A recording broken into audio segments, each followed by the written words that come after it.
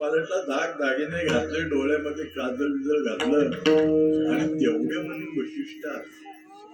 आता गुरु आल्यानंतर लक्ष्मणाची पंचायत झाली, काय म्हणता येत नाही ना कुणाला आज हात सोडायचा नाही. गुरु आले प्रत्यक्ष म्हटल्यानंतर सोडणं भाग आहे.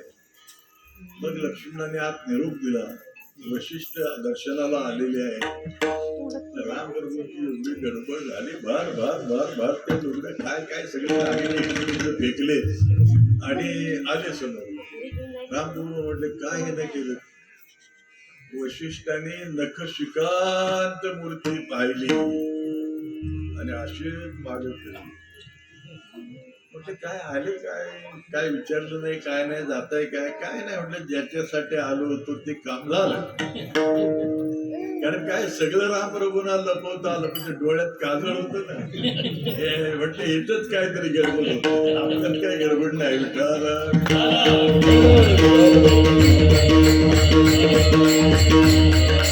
म्हणून चिंतनाची फलश्रुती तुकोबरांच्या गात्यात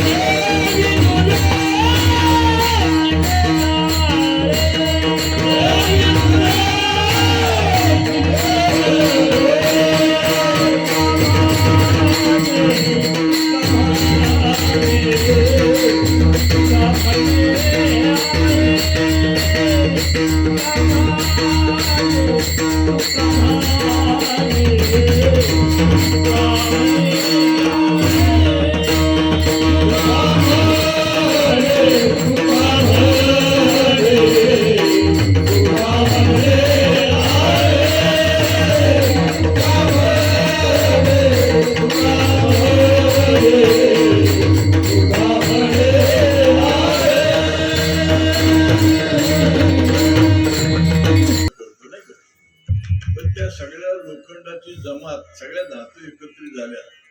अरे आपली जात हा समजून टाकेल म्हटले.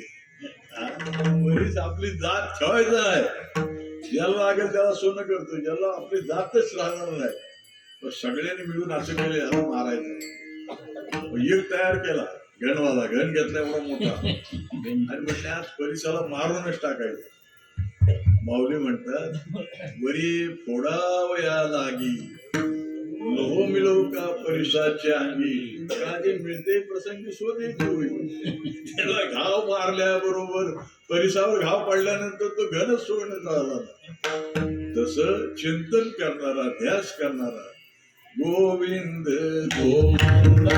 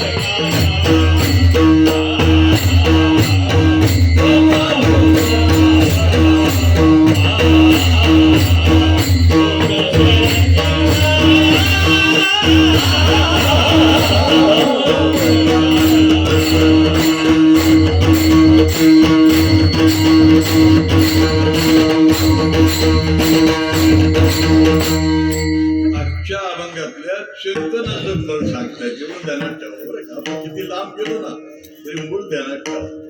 चिंतनाची फलश्रुती सांगताय. कबीरांचा मुलगा कमाल भगवत चिंतनाने त्याची काया ब्रह्मरूप झालेली होती. भगवत चिंतनाने काया ब्रह्मरूप होती. कमालाची काया ब्रह्मरूप झालेली होती. कमालाचा एक मित्र होता गावामध्ये. एक दिवशी विट्टी दांडूचा खेळ खेळता खेळता संध्याकाळ झाली आणि कमालचा डाव त्याच्यावर राहिला. तो म्हटला मी तुझा उद्या डाव फेडी. तो कमालचा मित्र होता. म्हटलं तुझा हा डाव राहिला मी उद्या फेडी. आणि रात्री त्या मुलाला सर्पदंश होऊन त्याचा मृत्यू झाला. कमालला समजल्याबरोबर म्हटलं असं कसं होईल, माझा डाव आहे काय, त्या सोम घेतला असेल मारायचं डाव द्या. कमाल त्या ठिकाणी गेला ना असा हाताला धरल्याचा ओट म्हटलं पहिला माझा डाव दे मग मग. स्पर्श झाल्याबरोबर तो मुलगा जिवंत उठलेला आहे. ब्रह्मभूत काया होत किंवा चोखोबारांची काया ब्रह्मरूप झालेली. भगवत चिंतनाने चोखोबारांची काया ब्रह्मरूप झालेली होती. म्हणून आमचे श्रीगुरु माऊली एक नेहमी प्रमाण होते. चोखा माझा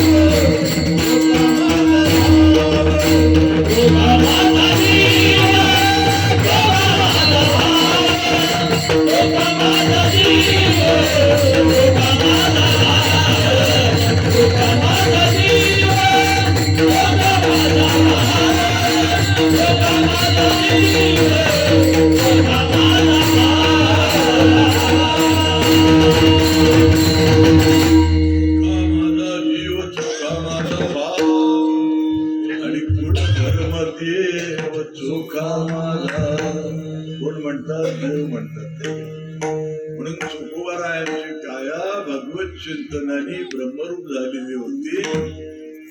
स्वर्गातले देव जे आहेत ना 33 कोटी देव, देवांचा राजा इंद्र, स्वर्गामध्ये काय भात भाकरी खाण्यासाठी नाही, अमृतावर जगायचं आहे नुसतं. जे 33 कोटी देवांचं जगणं सगळं अमृतावर होतं.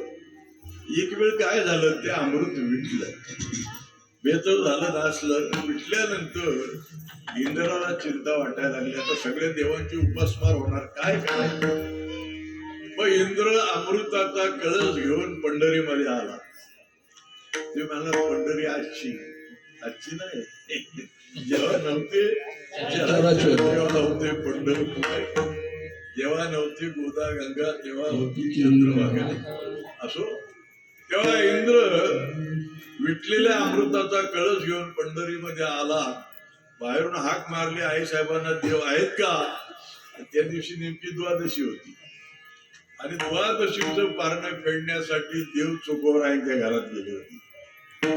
आई साहेबांनी सांगितलं आज द्वादशी आहे आणि देव चोकोबारांच्या घरामध्ये द्वादशी सोडायला गेले. चोकोबाराय म्हटल्यानंतर वसालला तो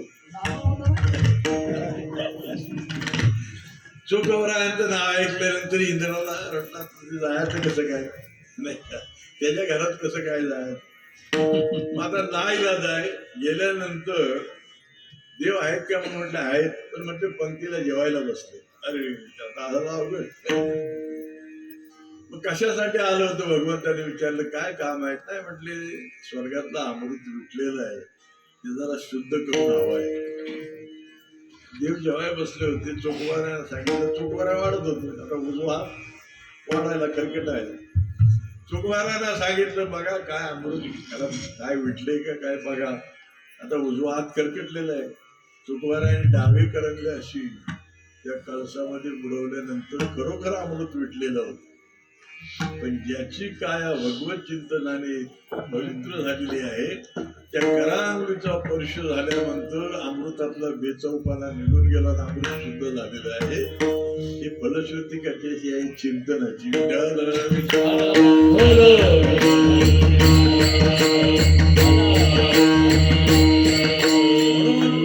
सगळ्या साधनांची गाळणी करून पाहिजे, सगळी साधनं चालणी करून पाहिजे की जीवाचा उद्धार कुठल्या साधनाने होईल. तर चिंतन हे सगळ्यामध्ये सोपं साधन आहे. आता कृतयुगामध्ये माणसाला 1,00,000 आयुष्य होत, 1,00,000 आयुष्य, आणि साधन कुठलं होतं, ध्याय तो कृतया. ध्यान हे कृतयुगाचं साधन. ध्याय तो कृतयम विष्णू, म्हणजे ध्यान, विष्णूचं ध्यान हे साधन कृतयुगामध्ये होतं. पण मग कलियुगामध्ये ते साधन का वापरलं नाही. तर कलियुगामध्ये ते ध्यान साधन ध्यानाने काय ब्रह्मरूप होते, आता आपण बोलून गेलो ना. पण ते कलियुगामध्ये साधन पुढं का आणलं नाही. म्हणजे ध्यानाला मन भटकवणार आहे, ध्यान करणाऱ्याला मन नीट ठेवणार नाही. काय काय करीतो या मना परी नाही के नारायणा, म्हणून ध्याय तो कृतयत विष्णू. त्रेतायाम यजतो मखय. त्रेतायुगामध्ये तो 1,00,000तला 1 शून्य उडाला. 1,00,000तला 1 शून्य उडाल्यानंतर त्रेतायुगामध्ये आयुष्य किती, 10,000 नाही. त्रेतायाम यजतो मखय. आता 10,000 वर्ष आयुष्य, आणि यज्ञ करायचे म्हणजे त्याला खर्चही मोठा आहे, त्याला पैसाही लागतो भरपूर. यज्ञ कसं, हत्तीच्या सोंडेसारखी धार तुपाची यज्ञात सोडायची आहे.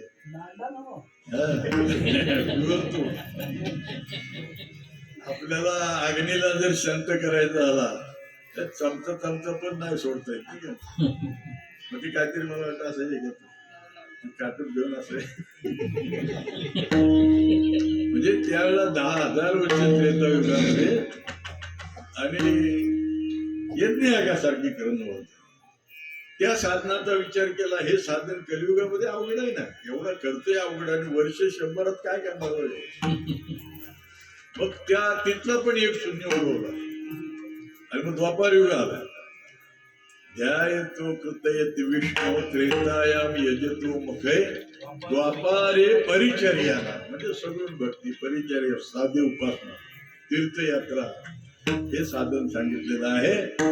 पण हे साधन कलियुगामध्ये काय सांगितलं नाही. कारण तीर्थयात्रा करावी तर मन नीट राहिलं तसं काही सांगता.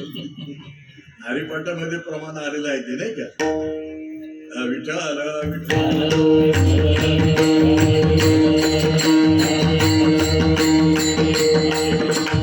तीर्थ करू तरी मन नये सवे हे नाटात प्रमाण त्रिवेणी संगमी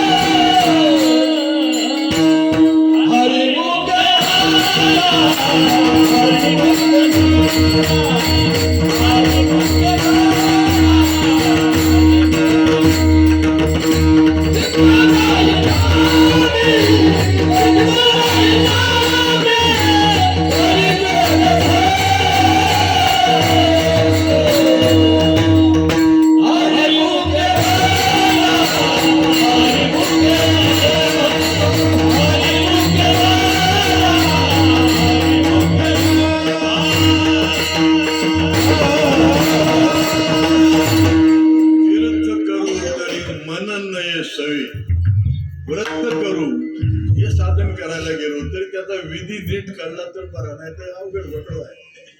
व्रत करू तरी विधी नेणे स्वभावे देव जवळ आहे म्हणून म्हटलं सगळं आमच्या जवळ देव आहे नाही तरी अपपरावे नवची अपपर भाव आपल्यामध्ये आहे की आपण म्हटलं तरी. म्हणून तीर्थयात्रा केल्या तर मन नीट राहिलं पाहिजे. म्हणून त्रिवेणी संगमी नाना तीर्थे ब्रह्मी चित्त नाही नामी तरी केलं नामस्मरण चित्तवृत्ती नीट जर नसली. एका अभंगामध्ये तुकोबारायांनी असं वर्णन केलेलं आहे, एका अभंगात असं वर्णन केलेलं आहे, एका माणसाला काशी यात्रेला जायचं तर तो शेतकरी माणूस होता, त्याच्याकडे जनावर वगैरे होती. तर त्याच्या मित्रांना त्याने सांगितलं जातो म्हणे वाराणसी निर्वी गाई घोडेमय.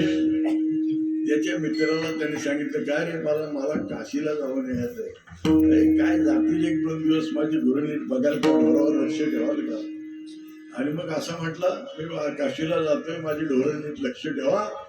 आणि वरून काय म्हटलं माहितीये मी असा झटक्यासारखी जाऊन येतो ना तर तुम्ही सकाळी म्हणा हा गेलाच नव्हता. अशी काय माणसं पंढरीतला पण येतात.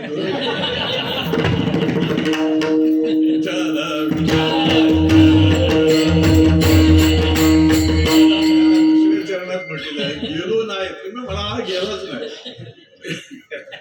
तेव्हा तीर्थ करू तरी मन नये सवे. एक आजीबाई तुकोबारांनी एका अभंगामध्ये वर्णन केलेलं आहे. एक आजीबाई होती ती 85 वर्ष वय झालं. ती जन्मभर म्हणायची मी पंढरीला जाणार. हे म्हटलं तरी फायदा आहे. एका अभंगामध्ये तुकोबारांनी म्हटलेलं आहे नाही गेला ना तरी जातो म्हटला ना तरी त्याला फल मोठा आहे. जाती पंढरीशी अथवा जाईन म्हणते जातात त्यांना फळ आहे, पण नुसता जाईन म्हटला ना तरी फळ आहे, वाया जाणार नाही. आणि त्याला जर वाया गेला जाईन म्हणणाराला फळ जर मिळालं नाही जाईशी बोली तू मार. पंढरीशी अथवा जाईन म्हणशी त्याचा संसार राहिला मागा असा म्हणणारा जर असेल तो अनामिक. ती भाषा आपली तुकोबारायांनी म्हटली, आपण नाही म्हणायची. विठाल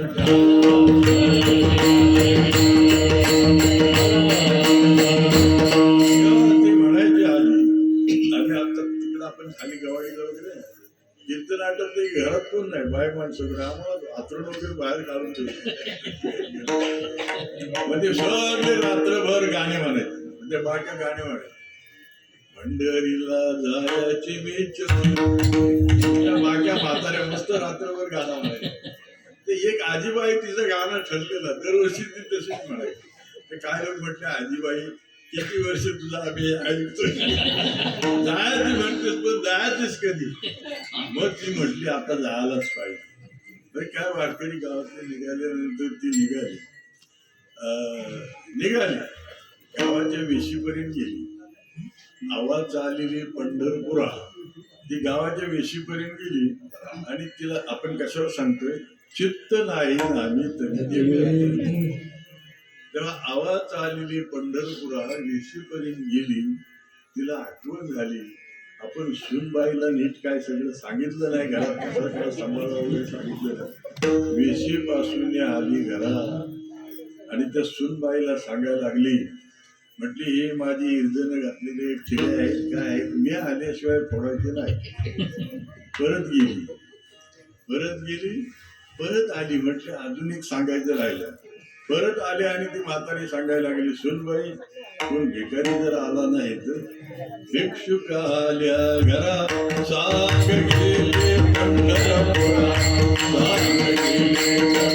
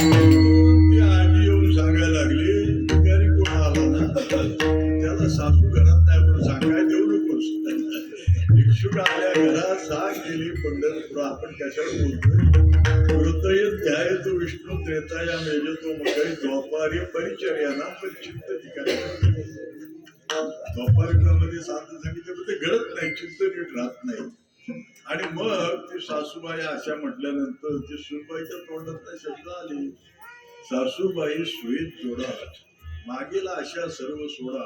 एवढी ती सुनबाई बोलल्यानंतर ती म्हातारी म्हटली, ही माझी सून नाही, ही माझी सवत आहे. अशी बोलल्यानंतर पण कशाला जायचं पंडित, मुले लेकुळे घरदार माझी येतेची पंढरपूर झाला संपलं. विचार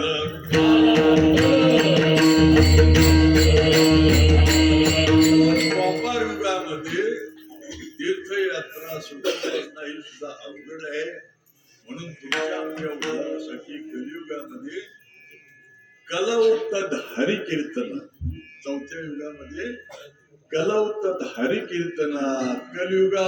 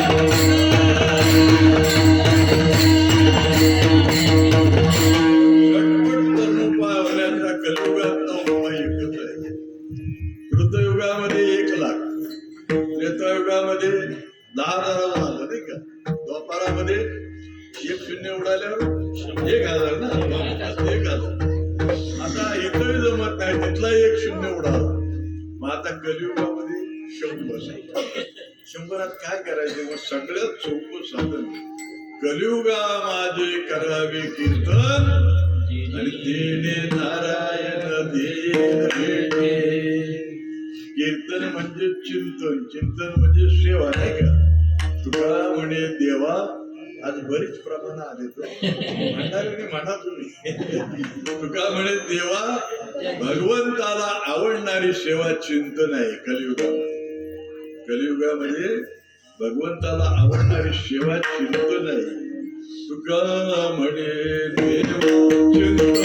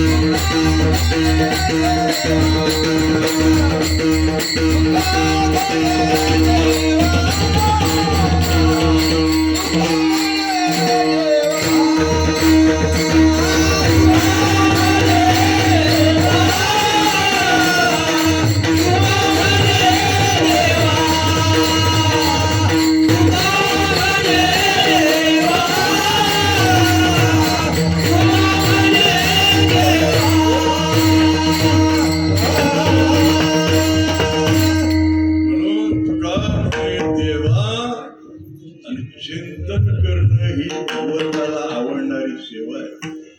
विठ्ठल विठ्ठल विठ्ठल विठ्ठल. आमच्याकडे एक ग्रस्त होऊन गेलं, एक साधक, मोठा साधक होतो. रात्रंदिवस नाही, विठ्ठल विठ्ठल विठ्ठल विठ्ठल विठ्ठल विठ्ठल विठ्ठल विठ्ठल. 8 वेळ होता. विठ्ठल विठ्ठल विठ्ठल विठ्ठल विठ्ठल विठ्ठल विठ्ठल विठ्ठल. रात्रभर ते पडून दमून झोप लागायची तेव्हा बंद व्हायचं. पाटे बायका सुद्धा ते वजनावरच सुटायचं, धरण काढणं सगळं त्याच्यावरच व्हायचं. म्हणून चिंतनाची फलश्रुती आहे. म्हणून ज्ञानोबा एका ठिकाणी म्हणतात, बाकीच्या साधनाचा खटाटूप करू नकोस, विठ्ठल विठ्ठल विठ्ठल म्हण, नाहीतरी नाडल असे. विठ्ठल विठ्ठल.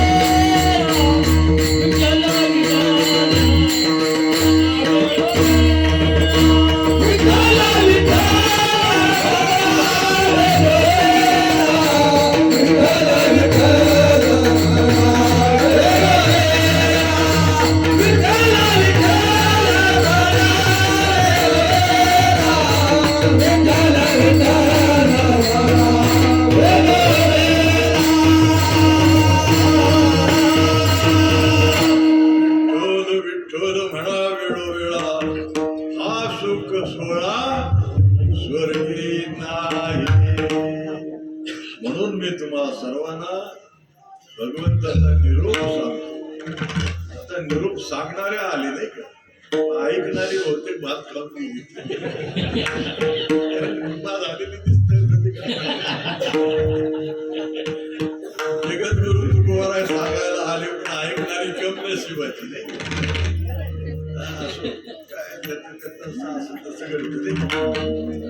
म्हणतात मला काय फरक पडत नाही, ऐकू ना ऐकू कोणी करी कथा आणि नाव सुखाने झोप आम्हाला काय.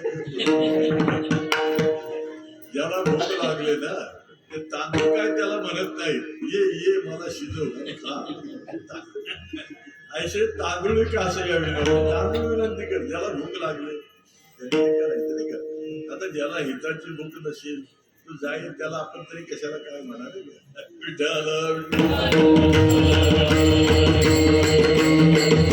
आपल्याला सुलभ साधन सांगितलेलं आहे आजच्या वर्णामधून. हे जीवन तुम्हाला प्राप्त झालेलं आहे, ते सफल व्हायचं असेल तर एकच करा, कुठे नका पाहू.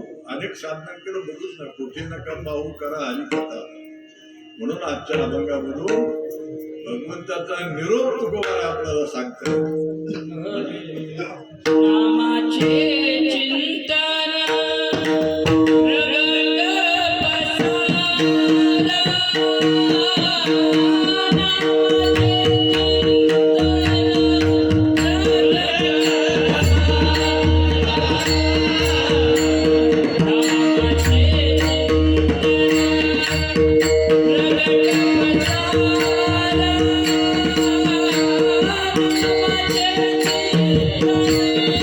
Jagada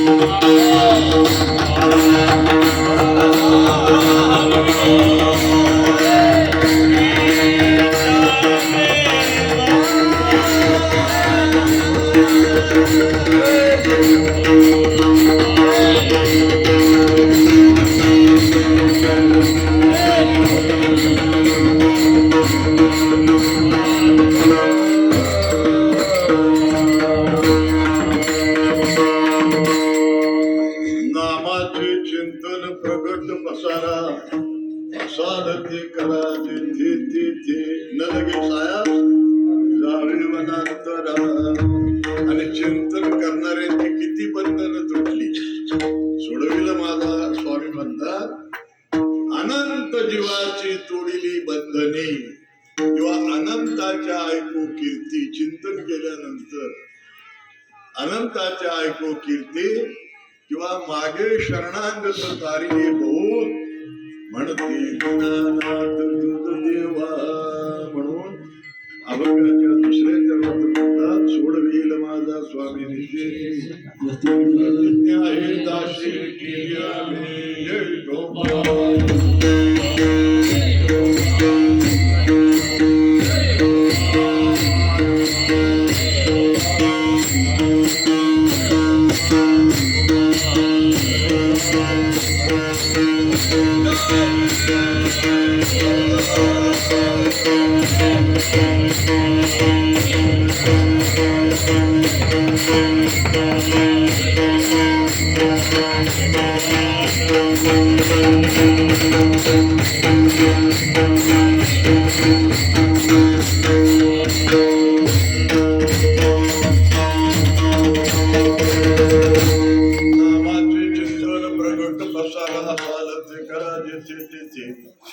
सोडविल माझा स्वामी निशेषी आणि प्रतिज्ञा आहे दाशी केली आहे.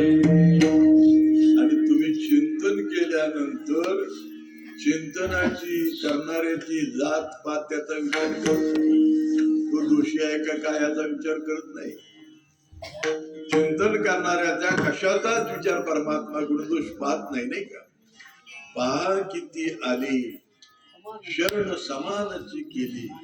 दोषी शरण आले ना, शिशुपाल शरण आला, शिशुपाल शरण सरळ नाही आला नाही, पण वाकड्या का व्हायला पुन्हा स्तनात विष भरून मारण्यासाठी आली. पण कशासाठी कोण आले त्याचा विचार चिंतन करणाऱ्यांनी केला नाही. पहा किती आली शरण समानाची केले. सनकादिकांना मोक्ष दिला, तोच मोक्ष पुतण्याला दिला.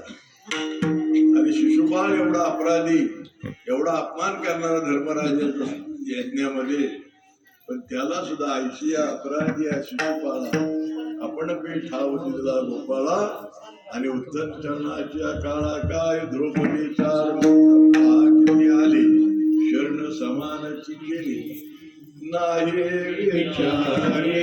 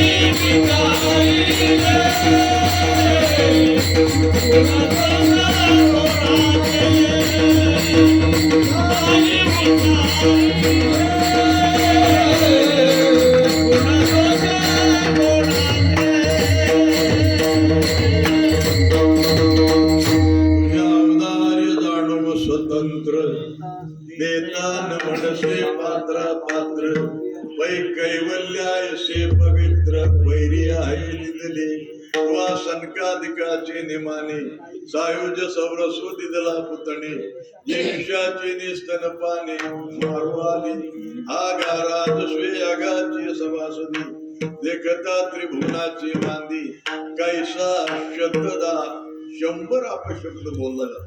जयदे देशाचा राजा शिशुपाल 100 अपराध केले, पण 80 अपराधी शिशुपाला आपण ठाव दिला गोपाळा. आणि उत्तानपाद चरणाच्या बाळा काय द्रौपदीचा वना आला याची लागी. त्याला पाहिजे होती बापाची मांडी, पण देणारा म्हटला माझी आबरू जाईल ना. हा बापाची मांडी मागतोय. बापाची मांडी किती दिवसाची, पण देणाऱ्याने काय दिलं, बाप उदार देवापरी मी तू याचकाला देणारा मागणारा 1 पटीने मागतो, पण याचा अवधारी असा आहे 1000 पटीने देतो. म्हटले हा बापाची मांडी दिली तर आपली आबरू जाईल नाही, घेऊन त्याला आढळपती बाळ नाही. आढळपती बाळ बैसवीला कसली बापाची मांडी किती बस तुला पण हा म्हणणार नाही. आढळपती बाळ बैसवीला ध्रुव शिराचा सागर होतो म्हणून गुणदोष नाही पाहत कीर्तने प्रेमी चक्रपाणी वश्य होय सोडविला माझा स्वामी निशेषी. आणि प्रतिज्ञा आहे दाशी केली हवी अनुभाव